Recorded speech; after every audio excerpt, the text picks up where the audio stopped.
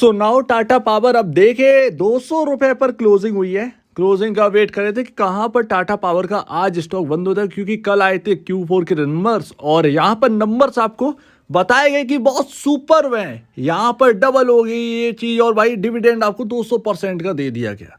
यहाँ पर बहुत सारी बातें पॉजिटिव हो गई, फिर भी स्टॉक जो है वो नेगेटिवली वर्क किया। आज निराश हुए होंगे शेयर होल्डर्स इस परफॉर्मेंस से लेकर, राइट। तो अगर मार्केट आप कहेंगे मार्केट की वजह से डाउन है, मार्केट की वजह से डाउन नहीं, जिसको चलना होता है नंबर्स का वो चलता है। और अगर आप देखें प्रॉफिट जो है वो 48% ईयर ऑन ईयर बेसिस पे जम किया, ₹2 का आपको डिविडेंड भी दिया है, ये तो बहुत अच्छी बात है। लेकिन परफॉर्मेंस जो चाहिए क्वार्टर दर क्वार्टर, जो बिजनेस आप देख रहे हैं वो डाउन है, जो कि कल की वीडियो में हमारी आपसे बात हुई थी। और यहाँ पर जैसे ही नंबर्स आए थे वैसे ही आपको अपडेट भी दिया था कि क्वार्टर दर क्वार्टर यहाँ पे जो है बिजनेस लगातार परफॉर्मेंस बिगड़ रही है। और अगर आप देखें तो जिस तरीके से मार्केट कवर हुआ है उस तरीके से यहाँ पर टाटा पावर भी रिकवर हुआ है। इसके साथ साथ ऐसा तो है नहीं कि नंबर से पहले बहुत बड़ा कोई उछाल आ गया, 20-30 रुपए टाटा पावर चल गया हो तो आज यहाँ पर डाउन साइड खुल गई, टाटा पावर की प्रॉफिट बुकिंग होगी, ऐसा कुछ भी नहीं है। बट अगर आप देखें तो जिस तरीके से नंबर बताए जा रहे थे, ऐसे में तो स्टॉक यहाँ पर जो है ना जंप करना चाहिए, क्योंकि टाटा पावर तो काफी ज्यादा डाउन है और अंडर परफॉर्मेंस यहाँ पर भरी हुई है। स्टॉक चलता तो है नहीं आजकल, एक रेंज में फंसा रहता है। तो ऐसे में तो यहाँ पर ब्रेकआउट मिल जाना चाहिए या एक अच्छा खासा एक अपसाइड मिल जाना चाहिए 5-6 रुपए का, वो भी यहाँ पर नहीं हुआ है। तो निराश यहाँ पर क्यों हो रहे हैं जरा देखिए। इसका मतलब ये नहीं कि टाटा पावर जो है ना क्रैश हो जाएगा या पूरा बंद होने वाला है, ऐसा कुछ भी नहीं है। लेकिन जो बिजनेस अगर आप देखेंगे, आप क्यों क्वार्टर दर क्वार्टर को ही बिजनेस पर देख सकते हैं, आप ईयर ऑन ईयर बेसिस पर कैसे देखेंगे क्वार्टर दर क्वार्टर कंपनी में क्या हो रहा है, उससे तो आप बिजनेस को पता चलेगा। तो कल मैंने आपसे कहा था कि क्वार्टर दर क्वार्टर बिजनेस घटा है। आप जरा देखिए 14,229 करोड़ से घटकर 12,453 करोड़ की नेट सेल निकल कर आई है। आप देखिए नेट सेल परसेंटेज क्वार्टर दर क्वार्टर 0.70% से घटकर आप देखिए -11.86% का नेगेटिव ग्रोथ यहां पर देखने को मिली है क्वार्टर दर क्वार्टर। तो ये आप ऐसे नहीं कह सकते कि नंबर्स अच्छे हैं। ऑब्वियस सी बात है, पिछले क्वार्टर से बिजनेस घटा है तो आपको नंबर खराब ही कहने होंगे, नंबर में स्लो डाउन है। और आप ईयर ऑन ईयर बेसिस पर देखेंगे तो भी आपको पता चलेगा कि कितना बड़ा है, 4.13% बढ़ा है ईयर ऑन ईयर बेसिस पर, 11,959.96 करोड़ से बढ़कर 12,453.76 करोड़ पर यहाँ पर आपका नेट सेल आपकी निकल कर आई है। तो बहुत ज़्यादा आप कहें जंप देखने को नहीं मिला है। तो ऐसे में आप ईयर ऑन ईयर बेसिस पर आप सीधे कह सकते हैं कि इनलाइन नंबर है, लेकिन क्वार्टर दर क्वार्टर नेगेटिव है। वहीं आप प्रॉफिटेबिलिटी की बात करें तो -17.70% का क्वार्टर दर क्वार्टर नेगेटिव ग्रोथ है। आप समझ रहे हैं ना। तो यहां पर कौन सो नेट प्रॉफिट अगर आप देखें, कंसोलिडेटेड नेट प्रॉफिट जो इनका बचता है भाई वहां पर नेगेटिव है। बहुत टाइम बाद ऐसा नेगेटिव रिटर्न आपको देखने को मिला होगा। तो यहां पर पहला क्वार्टर आप ये मान के चलिए कि नेगेटिव में गया है। अब नेक्स्ट क्वार्टर का ध्यान रखिएगा, लेकिन ईयर ऑन ईयर बेसिस पर बहुत अच्छा है आपका 54.58% का ईयर ऑन ईयर बेसिस पर जंप दिखा है प्रॉफिटेबिलिटी में। सो ये एक अच्छी बात है। बट क्वार्टर दर क्वार्टर जो बिजनेस है वो स्लो डाउन हो रहा है। लेकिन फिर भी जो नेगेटिव ग्रोथ है वो एक्चुअल में है क्या, वो असल में आपका जो नेगेटिव ग्रोथ है, जो स्लो डाउन अचानक से हुआ है, ऐसा ही यहाँ पर जो है ना, इसका मतलब ये कि आपका स्टॉक भी जो है वो स्लो रहने वाला है। आपको कोई परफॉर्मेंस यहाँ पर जो है ना आउट परफॉर्म करके दिखा दे, ऐसे कोई नंबर्स नहीं है। और लगातार पिछले क्वार्टर में भी ऐसा हुआ था और उसके पिछले क्वार्टर में भी ऐसा हुआ था। एक बात और, आप कह रहे हो कि मार्च का क्वार्टर जो है ना वो स्लो ही रहता है।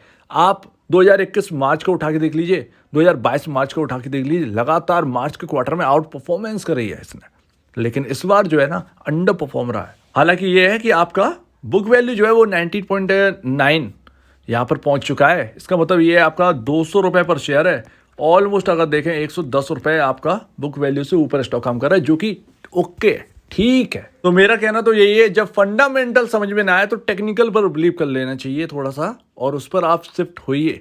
यहाँ पर जो नंबर्स है वो कह रहे स्लो है, इसका मतलब ये है ऐसे में स्टॉक जो है ना तो अंडर परफॉर्म ज्यादा करेगा ना आउट परफॉर्मेंस आपको दिखा सकता है। ऐसे में स्लो नंबर से इनलाइन नंबर से तो स्टॉक भी आप ये समझिए कि ये क्वार्टर से 3 महीने तक इनलाइन ही रहने वाला है। अब रेंजेस जरा समझ लेते हैं। आज की क्लोजिंग खराब हुई है, क्यों खराब हुई है? आपका ट्रेंड लाइन ब्रीच हो चुका है।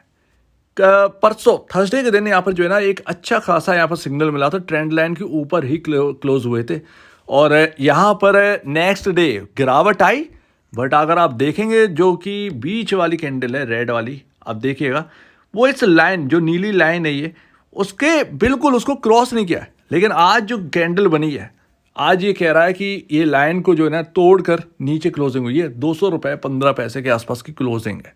इसका मतलब ये है कि ट्रेंड लाइन ब्रीच हो गई है। मंडे को जब ओपन होगा मार्केट, अगर ये रिकवर कर गया और 201 रुपये 85 पैसे के ऊपर क्लोज अगर हो जाता है, 201 रुपये 80 70 और 85 के आसपास जो लेवल है वो अगर उसके ऊपर क्लोज हो जाता है तो फिर अच्छा रहेगा। अदरवाइज अगर सेलिंग आती हो 197.65 का लेवल टूटता है मंडे को तो फिर ये ठीक नहीं होगा टाटा पावर के अंदर। लेकिन डाउन साइड कहाँ तक की दिख रही है, अगर ये डाउन साइड पकड़ता भी है तो कहीं ना कहीं ये जो रेंज मैंने आपको बताई थी 192.45 और नीचे 189, ये जो लेवल है ये इसको सपोर्ट कर देंगे। 189 टूटना आसान नहीं है, आप ध्यान रखिएगा इसको।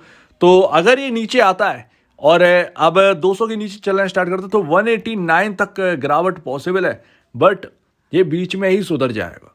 ये है 189 नहीं टूटेगा। अगर टूटता है तो फिर यहाँ पर दिक्कतों का सामना करना पड़ सकता है, ध्यान रखिएगा इस बात को। ऊपरी में वही रेजिस्टेंस लेवल, कोई नया नहीं है, 212 और अगर 212 क्रॉस करता है फिर 215.40 के समथिंग ये जो लेवल है, ये एक रेंज है 212 से 215.40 का। ये जो रेंज अगर टाटा पावर क्रॉस कर देगा तो फिर यहाँ पर जो है ना आपको आउट परफॉर्मेंस करके दिखा सकता है टाटा पावर। तो न लेवल्स पर जो है ना वो खासा नज़र रखिए, निचले लेवल्स और उच्चतम लेवल। अगर ऊपर के लेवल टूटते हैं तो बहुत अच्छा आउट परफॉर्म करके दिखा सकता है ये स्टॉक। अगर 189 टूटता है तो अंडर परफॉर्म करेगा तेज। हो सकता है कि जो पुराना लो था वो ब्रीच हो जाए, जो 52 वीक लो है, तो ऐसा भी यहाँ पर हो सकता है। तो कैसा सिनेरियो बनेगा ये तो देखने वाली बात होगी। लेकिन फिलहाल जो है ना वो कोई भी आसार ऐसे नज़र नहीं आ रहे कि आपको आउट परफॉर्म कर जाए स्टॉक। अंडर परफॉर्म बहुत ज़्यादा नहीं, लेकिन यहीं बना रहे तो कोई बड़ी बात नहीं है। इन्हीं लेवल्स पर यहीं घूमता रहे, 10-15 रुपए की रेंज में घूमता रहे, तो ये इसमें कोई बड़ी बात नहीं है। सो उम्मीद है आप ये पूरी बात को समझोगे। नेगेटिव नहीं हूँ, आपसे मैंने कह रहा था कि बाकी स्टॉक से बेहतर है टाटा पावर खरीदना। मैं नेगेटिव नहीं हूँ, लेकिन नंबर्स जो है वो नेगेटिव है। आप ये ध्यान रखिए, थोड़ी सी अपनी भी स्टडी करिए। हो सकता है कि मैं गलत हूँ, राइट, हो सकता है कि मैं गलत हूँ। आप अपनी भी स्टडी करिए, थोड़ा सा जांचिए, उसको समझिए, तब आप अपना फैसला जो भी है वो लीजिएगा। अगर किसी को लॉन्ग टर्म के लिए बाई करना है, वेट करिए, लेवल्स नीचे के अगर मिलते हैं तो फिर देख लीजिएगा। रिजल्ट कुछ खास है नहीं, आउट परफॉर्म आप कहें बहुत ज़्यादा आउट परफॉर्म करके दिखा देगा, ऐसा कुछ दिख नहीं रहा है। जब ये लेवल एक रेंज टूटेगी 215 का ऊपर का लेवल निकलेगा तब देखिएगा कुछ आउट परफॉर्मेंस जो स्टॉक है वो करके दिखा सकता है आपको। सो उम्मीद है आप पूरी बात यहाँ पर समझोगे। आपका क्या कहना है इसके ऊपर कमेंट सेक्शन में कहिए। और अब वीडियो देखने के लिए बहुत धन्यवाद दोस्तों।